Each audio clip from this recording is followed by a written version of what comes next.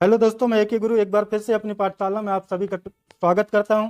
दोस्तों, एमपी पटवारी के लिए या अन्य और एग्जामों के लिए हम टॉपिक वाइज सीरीज लेकर आ रहे थे, जिसमें हम आपको टॉपिक के साथ साथ प्रश्नों के बारे में भी चर्चा करके हर एक चीज समझा रहे थे, हर डाउट क्लियर कर रहे थे। ठीक है, आज उसी के परिप्रेक्ष्य में आज का टॉपिक है हमारा हिंदी सब्जेक्ट में लिंग, जो कि एक बहुत ही बड़ा इंपॉर्टेंट टॉपिक है। ठीक है, एक आध क्वेश्चन इसके आ ही जाते हैं और एक बूंद बूंद से जैसे घड़ा भरता है उसी तरह से एक एक क्वेश्चन से हमारी नैया पार होगी। ठीक है, आइए आज का टॉपिक देखते हैं हम कि ये लिंग क्या है। ठीक है, तो दोस्तों, लिंग से तात्पर्य एक ऐसी भाषा से है जो जाति का अनुभव कराए। किसका अनुभव कराए? जाति का। महिला जाति या पुरुष जाति। ठीक है ना, अपनी ये कास्ट नहीं। ठीक है ना, कास्ट वर्ण व्यवस्था नहीं, जाति मतलब स्त्री है या पुरुष है। दोस्तों, हिंदी में अगर हम बात करें तो हिंदी में दो प्रकार के लिंग होते हैं, एक होता है स्त्रीलिंग और एक होता है पुल्लिंग।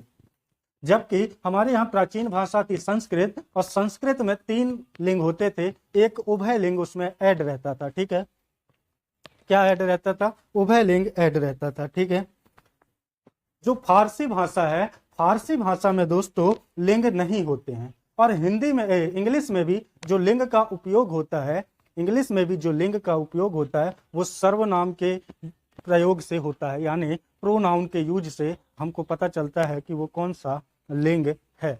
ठीक है, तो आइए देखते हैं कि हम हिंदी में लिंग को कैसे पहचान सकते हैं। देखिए, है तो बहुत सरल टॉपिक, क्योंकि हम नाम से ही पहचान लेंगे कि कौन स्त्रीलिंग है कौन पुल्लिंग। लेकिन कुछ ऐसे वर्ड हो जाते हैं जिनसे पता नहीं चलता है कि वो स्त्रीलिंग है या पुल्लिंग।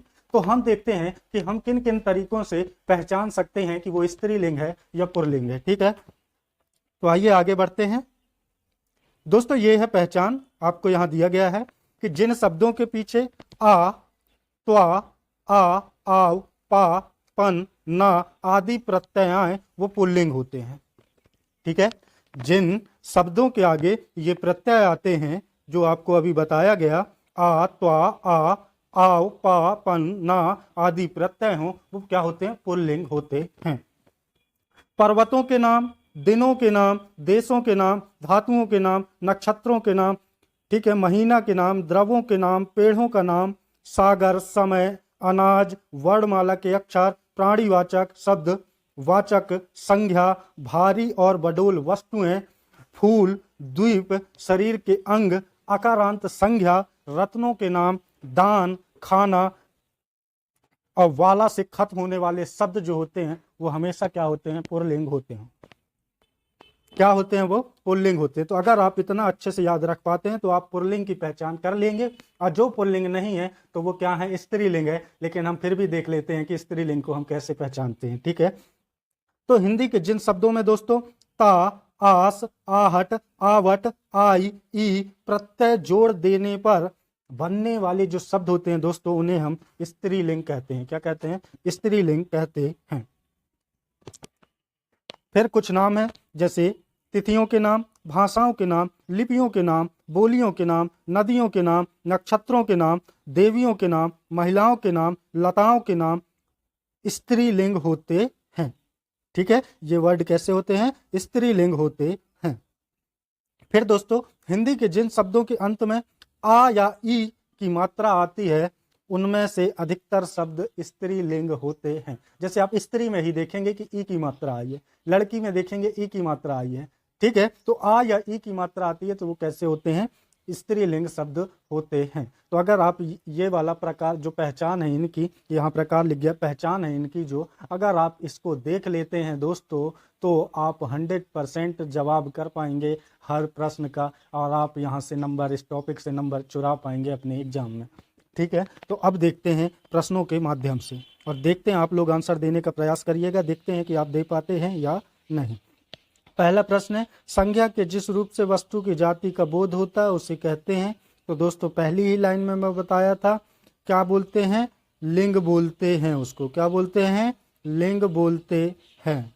ठीक है, वचन क्या होता है? जो एक या एक से अधिक होने का बोध कराए उसे वचन कहते हैं। संधि क्या कहते हैं? दो वर्णों के मेल से बनने वाले विकार को हम क्या कहते हैं दोस्तों? संधि कहते हैं। तो अगला प्रश्न देखते हैं। अगला प्रश्न क्या है?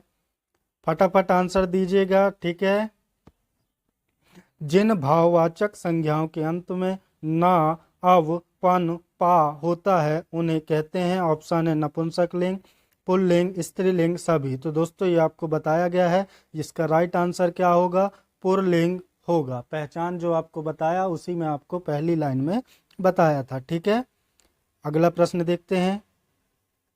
दोस्तों सबसे पहले तो इसी तरह के टॉपिक के लिए हमारे चैनल को सब्सक्राइब कर लीजिए। ठीक है, फिर प्रश्न है, जिन भाववाचक संज्ञाओं के अंत में टा, वट, वा, हट या आहट होता है वो होती हैं इकारांत पुल्लिंग, स्त्री व पुल्लिंग। तो दोस्तों इसका राइट आंसर क्या हो गया, स्त्रीलिंग। ठीक है, स्त्रीलिंग। ठीक है, अगला प्रश्न देखते हैं।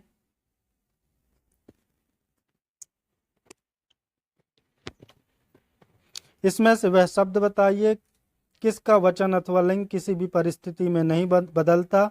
ऑप्शन है लिपि, जल, दीवार, इनमें से कोई नहीं। तो दोस्तों इसका करेक्ट आंसर होगा जल। क्या होगा इसका करेक्ट आंसर, जल होगा इसका करेक्ट आंसर। जल ना स्त्रीलिंग, ना पुल्लिंग, ना नपुंसकलिंग, इसमें ये किसी में भी बदलता नहीं है, वो जल जल ही रहता है। ठीक है, अगला प्रश्न देखते हैं।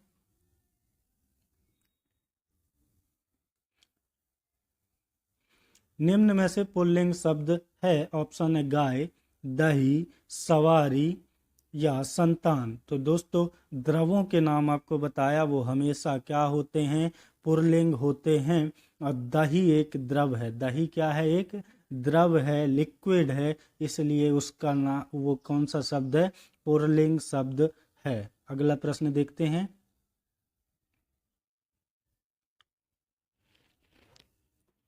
प्रश्न है कि प्राणियों के समुदायवाचक नाम व्यवहार के अनुसार कैसे होती है। ऑप्शन है दोनों, पुल्लिंग, स्त्रीलिंग, कोई नहीं। तो दोस्तों ये आपको मैं बता चुका हूँ, इसका आंसर क्या होगा, दोनों, क्योंकि प्राणियों के जो वाचक नाम हमने अभी आपको बताया दोस्तों, तो वो देखिए आप, वो स्त्रीलिंग में भी थे और पुल्लिंग में भी थे जब आपको पहचान बताया। देखिए हाथी प्राणियों का वाचक नाम है, तो हाथी पुरुष के लिए भी हम यूज कर सकते हैं, और हथनी बोलते हैं तो वो भी प्राणीवाचक शब्द है, लेकिन वो स्त्रीलिंग शब्द है। वो कैसा है, स्त्रीलिंग शब्द है। तो प्राणियों के जो वाचक नाम होते हैं इनका हम स्त्रीलिंग और पुल्लिंग दोनों में यूज कर सकते हैं। ठीक है, अगला प्रश्न देखते हैं। जल्दी से दोस्तों सब्सक्राइब बटन पर क्लिक कर लीजिए।